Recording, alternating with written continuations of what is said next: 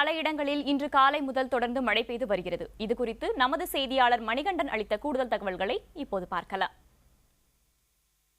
கடந்த 28ஆம் தேதி தொடங்கிய வடகிழக்கு பருவமழை தமிழகம் முழுவதும் பரவலாக பெய்து வருகிறது. குறிப்பாக சென்னையில் வடகிழக்கு பருவமழை தொடங்கிய நாள் முதலே தினந்தோறும் பெய்து வருகிறது. இன்று ஞாயிற்றுக்கிழமை என்பதால் அந்த அளவுக்கு பாதிப்பு இல்லை என்று சொன்னாலும் கூட மழையின் தாக்கம் அதிகமாகவே காணப்படுகிறது. கிட்டத்தட்ட காலையில் பெய்ய தொடங்கிய மழை தற்போது வரை பெய்து வருகிறது நம்மால் காண முடிகிறது. சாலையின் ஆங்காங்கே நீர் தேங்கியிருப்பதால் போக்குவரத்து நெரிசல் அவ்வப்போது ஏற்படுகிறது.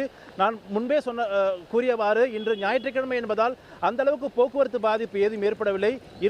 இருந்தபோதிலும் தீபாவளி பண்டிகை வருவதால் அதற்கான ஆடைகள் வாங்குவது, ஷாப்பிங் போவது போன்ற விஷயங்களுக்காக பொதுமக்கள் வெளியே வர தொடங்கியிருக்கிறார்கள். மழையை கூட பொருட்படுத்தாமல் ஆங்காங்கே அவர்கள் ஷாப்பிங் செல்வதை நம்மால் இங்கு காண முடிகிறது. தாழ்வான பகுதியில் தேங்கியிருக்கும் மழை நீரை அகற்றும் பணியில் ஒரு பக்கம் மாநகராட்சியினர் ஈடுபட்டாலும் ஆனால் முழுவதுமாக அந்த பணி முடிக்கவில்லை என்பதே பொதுமக்களுடைய குறையாக இருக்கிறது.